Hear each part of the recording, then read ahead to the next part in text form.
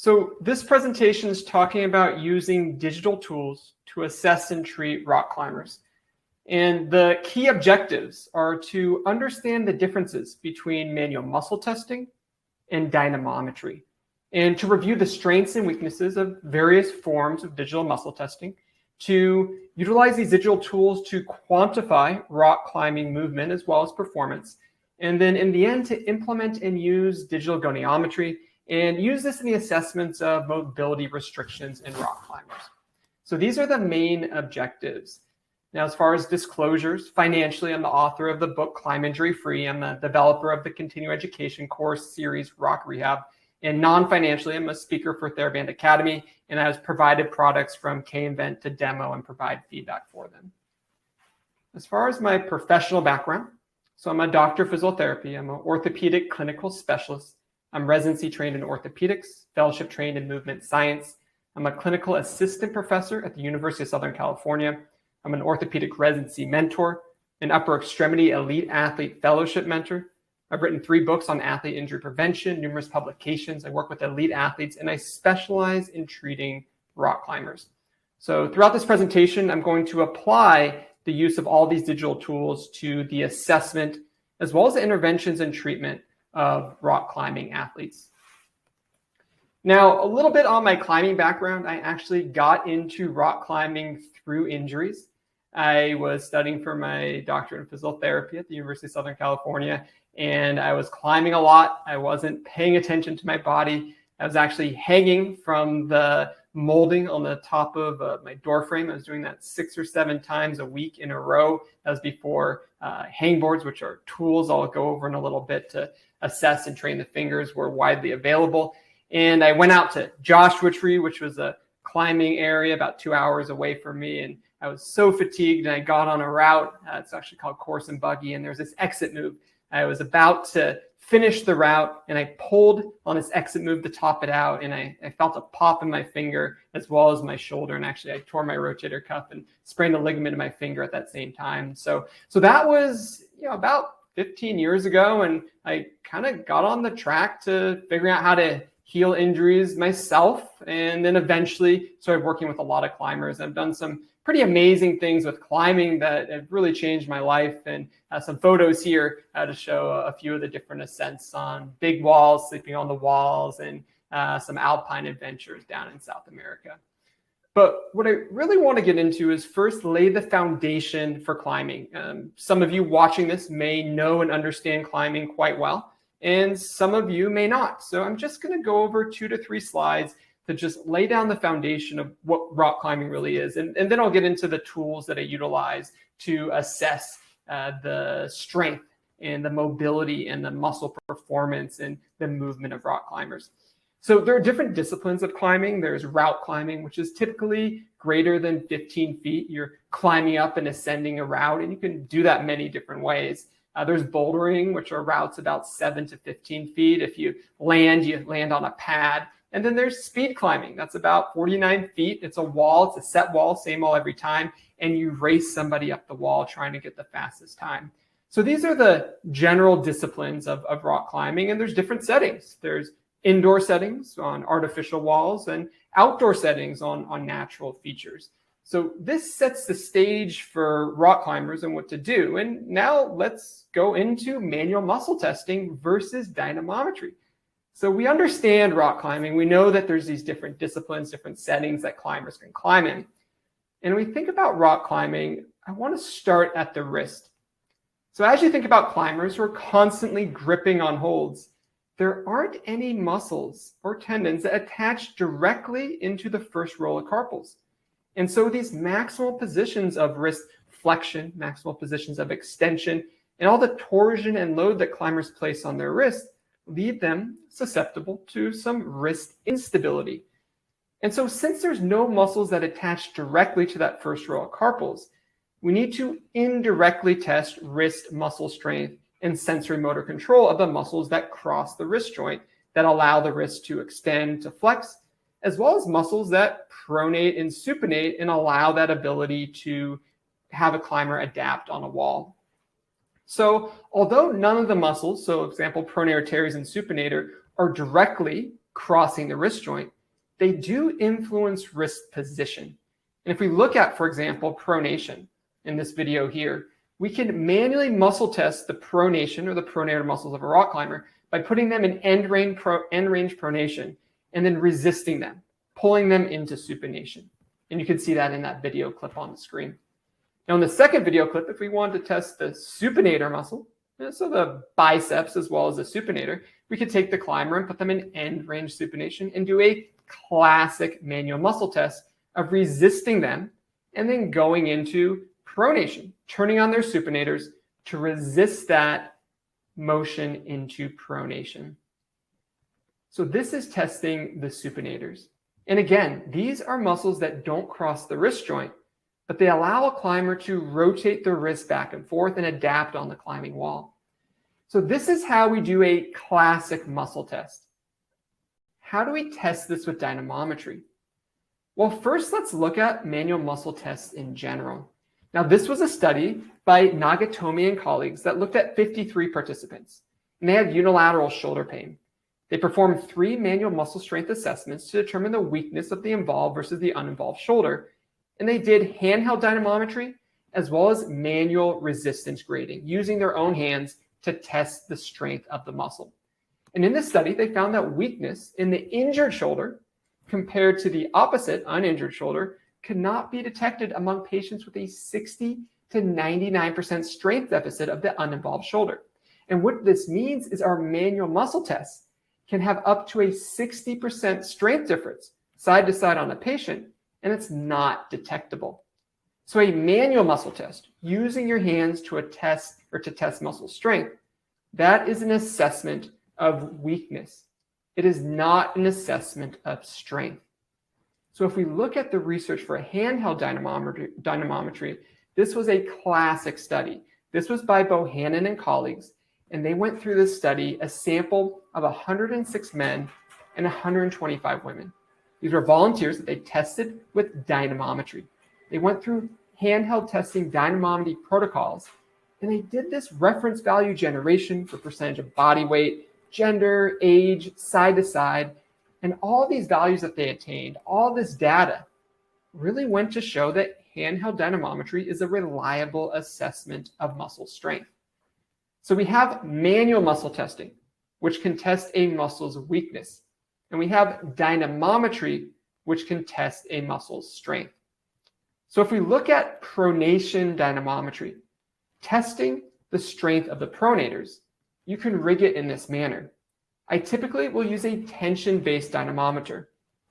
I'll attach it to something stable, a pole, a post, something that won't move or shift. I'll then take a tension-based dynamometer. I'm going to talk about all these different options in a little bit.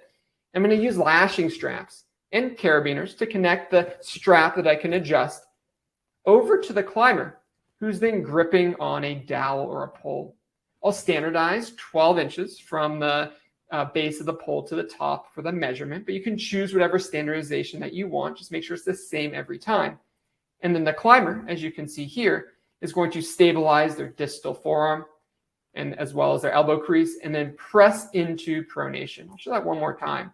They're pressing into pronation, creating that tension on the strap to register a dynamometry readout.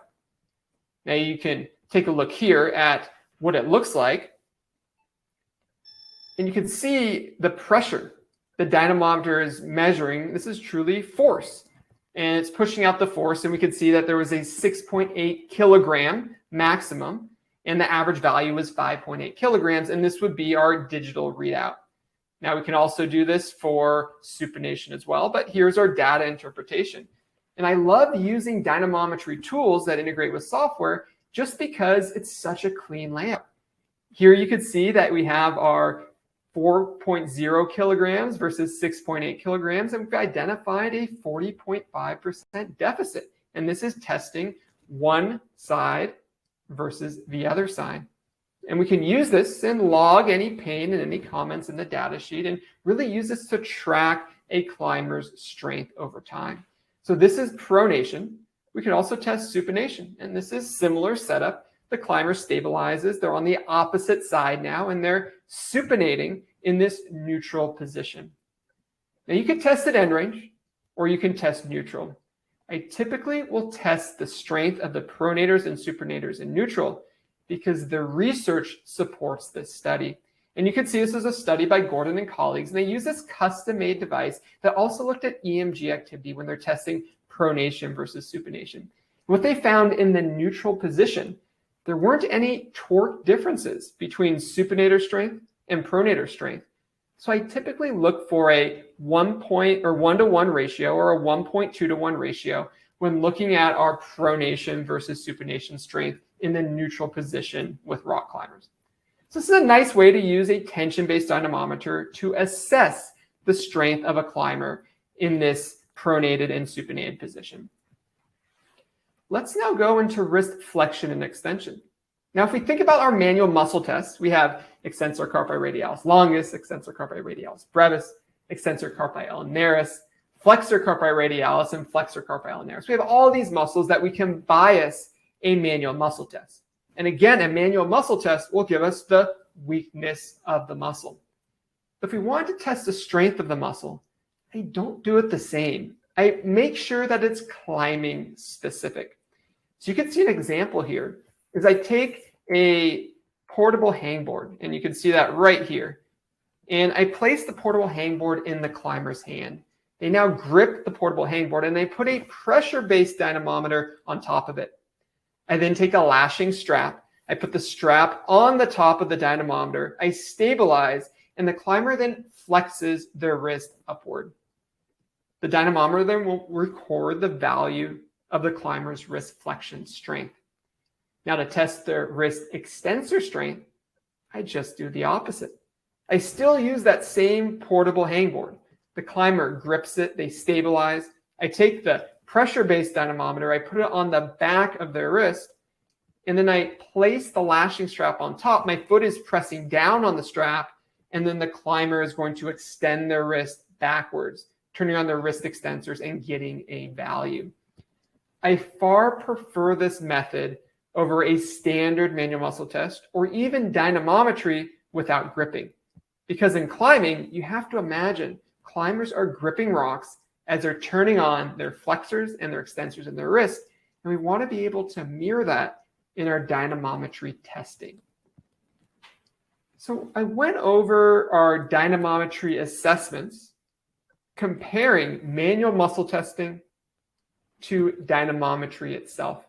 And knowing that manual muscle testing is testing the weakness of a muscle, dynamometry is testing the strength of a muscle, and dynamometry can be used to infer or create relationships between opposing muscles, pronators and supinators, which should be a 1:1 or a 1:2 ratio. And it can be used to be sport specific and climbing specific, thus using some portable hangboards or gripping devices while testing the wrist flexors and extensors. So now let's talk about digital tools and other ways that we can have various forms of digital manual muscle testing, other ways that we can utilize this. Now, when we think of digital tools and ways to manual muscle test, you can use a luggage scale, a handheld dynamometer, a crane scale, or a true dynamometer. And at various stages of my career, at various locations where I practice, at various levels of finance, I've chosen different tools to quantify. Now, a luggage scale is about $10 plus or minus. I just give those away to patients. They're very effective for the upper body. The chips in them don't really register very well, and they don't hold a value. So they're best used for more exercise training and neurofacilitation education. I rarely use those these days to quantify. Now, a handheld dynamometer, I don't use those for handheld grip testing. There's other methods that I do that for, and I'll go over those in just a little bit. But if you're on a budget, you can rig a handheld dynamometer to be a rather effective dynamometer to test other areas of the body, and I'll go over how to do that. A crane scale I use quite frequently. They're quite reliable. They don't have any digital translation to apps, but it's something that is very common to use, and those are price point quite low as well. And then a dynamometer, this is kind of your higher end version if you really want app integration and to mix in the ability to interpret and store data. this is what I tend to use clinically much more often these days. And so these are your kind of 4 different tools. And there's a link at the bottom here. I actually co-wrote an article on how to make your own dynamometer. And if you want to geek out a little bit about these different tools, you can check out that link in the slide, and you can have some fun with building those. But one option, if you want to quantify strength, this was a while back I took this video, but you can see that all you really need is this handheld dynamometer and some straps. And really what you do is you take a mobilization belt or a strap, and you can see the handheld dynamometer has some pre-rigged straps on it itself. And you just wrap this around the table or whatever stationary object. Now, again, this does take a little bit of setup and time, but it's one of the more cost-effective methods. And you just strap that in right there like you see. You then can take your dynamometer, and you see I have those 2 straps that are set up that are not on the trigger handle. And you can undo the strap and just thread those through. So now you have an anchored dynamometer that's going to measure some force. And if you're not going to use it for gripping, all you do is you can slide the limb of the rock climber into the handle. And in order to do that, you just take a second strap. So you can see here, I'm going to fast forward. This second strap just goes right on top, right like that. And now you can see how if you wanted a little makeshift dynamometer, you can make one just like so, kind of a do-it-yourself method. But when we're talking about loading the fingers, in climbers, I use dynamometry a lot for testing the strength of the fingers. You can test it various ways. Now you see here is an example of a hangboard, and you can use hangboards, portable hangboards, other methods of hanging to see how long a climber can hang on a certain edge. But if you want to test them fixated, meaning just their finger flexor strength, not their ability to improve scapular motor control, not their ability to use it functionally, but just to isolate out the muscle, then you'll want to test it fully fixated. And this is actually my setup. So you see I have a dynamometer hanging here, and this is connected to a hangboard that is stabilized. There's a lashing strap, and then there's a portable hangboard that's then connected at the base. There's a table underneath for the climber to then stabilize their elbow on. And then through here, the climber can then, or I can adjust the height with that lashing strap. And then I have a television set up to amplify the image. So this is kind of, I'll pause on here. This is kind of that full-on setup that I have. And you could really hang this from anywhere that's overhead, supported, and stabled. So we have the carabiner, the dynamometer, the lashing strap, into a tension block, which is providing that portable hangboard, and into a digital readout where the app is then connected to the screen. And how does this look? Well, think about that first setup. And you have this here. You can see, you can integrate. You can use a tension-based dynamometer with an app, such as the K-Invent that I've gone through, or you can use something such as something like a crane scale. And there's benefits and drawbacks to each. I interchange them all the time. But in this example, I'm using a crane scale. And you can see that the athlete here is placing his elbow underneath the dynamometer. He's only going to be flexing his fingers. I'm telling him to keep his elbow stable and fixated. And we're going to purely test just his ability to engage the fingers. I get him in upright position. And then he goes into this flexion of the fingers, I'm giving him the information here. And it's a 5-second initiation of pull. And then we check the reading. So this is a way to use a tension-based dynamometer to calculate some finger strength measurements in a fixated position. Now look at this clip here. This is using compression-based dynamometry. I'm going to rewind for a second. You can see that this compression-based dynamometer is resting on a stable surface, and that portable hangboard is now directly pressing into it. And you can see when the climber goes into this position, they're going to flex their fingers down, and that's going to create a reading in the dynamometer. It's another way to test. And there are some hangboards that actually have this implemented, and the chip is within the hangboard to be able to quantify as well. But these are 2 really nice ways, concentric tension versus compression-based. And these are testing the concentric muscle action, the ability of the fingers to flex downward. Now, if we want to look at reliability, crane scales versus dynamometers. Crane scales have been shown in literature, and this is in larger body pulls, so it hasn't been validated yet with smaller muscle groups. But a crane scale is a valid, reliable, and affordable alternative to measure peak force when you don't have a force plate or a dynamometer. What I can say, though, is if you do have a force plate or dynamometer, and especially if it's connected with the app, it makes life a lot easier, a lot better to track. And I find that some of the additional metrics of tracking over time, tracking rate of force development, these all allow me to assess at a higher level for climbers. But know that there are many different ways to do this. Now, we talked about concentric testing. There's also isometric testing where you're just hanging from an edge. But you can also test eccentrically. Now, here's an example of testing the rotator cuff external rotators eccentrically with a compression-based dynamometer. Let's take a look. So you can see I'm pushing the athlete down into shoulder internal rotation and stabilizing them. Same 5-second pull. I'm going to play this again. And they're resisting that internal rotation. They're using their external rotators to resist that. And I'm using the dynamometer to quantify their ability to control external rotation. And I can change the velocities that I push them at. Now, the research on eccentric strength testing is interesting. This was a study by Carabay and colleagues, and they investigated the validity, intra and inter-rater reliability of eccentric strength testing for shoulder abductors using handheld dynamometry. There were 47 subjects. They split them into groups. And what they showed is eccentric strength testing of the shoulder using a handheld dynamometer is valid and reliable. And if you don't have something that you can use for clinical purposes, such as a gyroscope, you can really use this test to quantify a climber's strength. So it's a nice way that you can utilize. We went over concentric, went over eccentric, as well as isometric ways to test a climber using dynamometry. Now I want to go over one other way. Now here's an isometric length tension relationship. And what you can see here, I'm going to fast forward this video.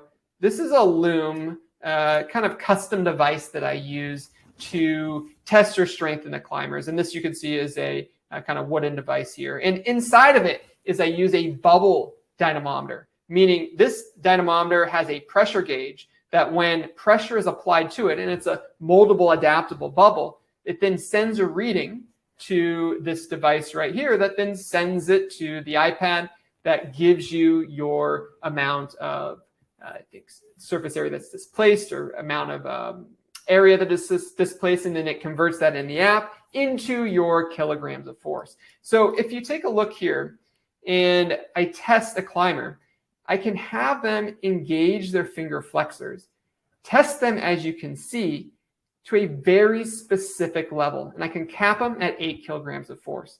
I can then change the wrist angle or the wrist position, have them engage again, and again, you can see here, have them stop at 8 kilograms of force. I use this quite a bit because I want to know the exact amount of force that a climber is engaging their fingers so I can differentiate length tension relationships.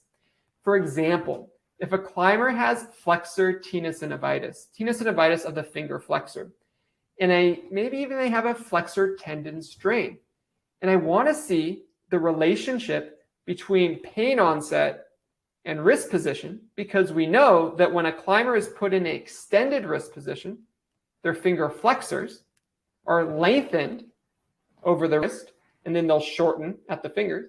And when they're put in a flexed position, they'll shorten at the wrist. And so in this type of scenario, we can use length tension to differentiate at the same amount of force that a climber is pressing into the dynamometer to potentially rule up or rule down a diagnosis that's pain generating. So this is the isometric length tension test that you can utilize, and you can change different angles. But I like using dynamometry to fix an amount of force and test that same force in different positions. Now, we went a lot over dynamometry, concentric, eccentric, isometric, tension-based, compression-based, even using the bubble to check displacement. But now I want to go over quantifying muscle or quantifying movement performance. Now, to quantify climbers' movement, you can use a naked eye, You can use apps like Dartfish, Coach's Eye, Coach My Video Huddle. You could use also a pressure sensor and have the pressure sensor determine when there's changes in the movement. So for example, in rock climbing, we have internal rotation. You can see this image on the far left. There's internal rotation of the humerus, image in the middle, internal rotation, the same image on the far right to varied degrees. And let's say a climber comes in and they have anterior shoulder pain. And that pain is coming on from potentially the scapula anteriorly tipping and the humerus gliding anterior as the climber is going into humeral internal rotation. So what you can do is you can observe their movement. They're lying on their back. Watch this video as the climber goes into internal rotation. You're going to watch the palm go downward. And you can see that the shoulder and the scapula, the humerus and the scapula, stay in a very stable position. Now, if you watch again as the climber goes into internal rotation, I want you to see this example now. And you can see as they go into internal rotation, there's a separation. Now, there's some scapular anterior tipping, and there's as well some glenohumeral anterior gliding. Now, if this generates pain in the rock climber, and you perform a manual test, and you stabilize their humerus, you provide a posterior glide, and their pain goes away, this is a symptom modification procedure, then you can hypothesize that a posterior glide of the humerus and scapular posterior tipping would reduce a climber's pain when they're internally rotated and gripping. So in order to test this hypothesis, in order to train it, you could also use dynamometry. So you can see here as an example, I'm going to pause the screen. I have Ross laying down here. I have a towel underneath his distal humerus, just so it props him so he's not extension fulcruming with hyperangulation. I have a bubble displacement measurement tool that any amount of pressure will give me a force in kilograms, and it will adhere and contour to the climber's table as well as the climber's shoulder. Now, in the perfect world, you'd want to do this on a more stable and firm surface, such as the ground. And then I have this hooked up to an iPad that's going to give a reading. So I place this underneath the humerus of the rock climber, and I place that right in that position. And I am going to have him go into internal rotation. As you can see, I'm instructing here. And his goal is to keep his humerus pressing into that bubble pressure sensor. And you can see as he goes here, I'm getting a readout of the amount of seconds. Like you could see, I have the kilograms of force, and he's controlling that pressure, keeping that pressure down the entire time. Now I can give the climber the iPad on the other side to watch and view as this is an exercise. I can place him in different positions. I can vary the force, vary the challenge, put a weight in his hand, put a TheraBand in his hand, go through all different methods to really challenge the glenohumeral stability of this climber. And as you can see, I'm monitoring it. You can come back to that starting position, and you can go through reps and sets, either as an assessment or as training. And again, this was assessment right here, but we can turn this into training using dynamometry to train the ability of a climber to centrate their joint through motion. So we went through all these different ways to use digital tools. We went through strength exercises. We went through different ways to utilize it for movement. But what about range of motion? Now, when we're assessing range of motion, we can use goniometry. You can use smartphones, or you can use external devices that are app-based that have pressure and motion sensors in them.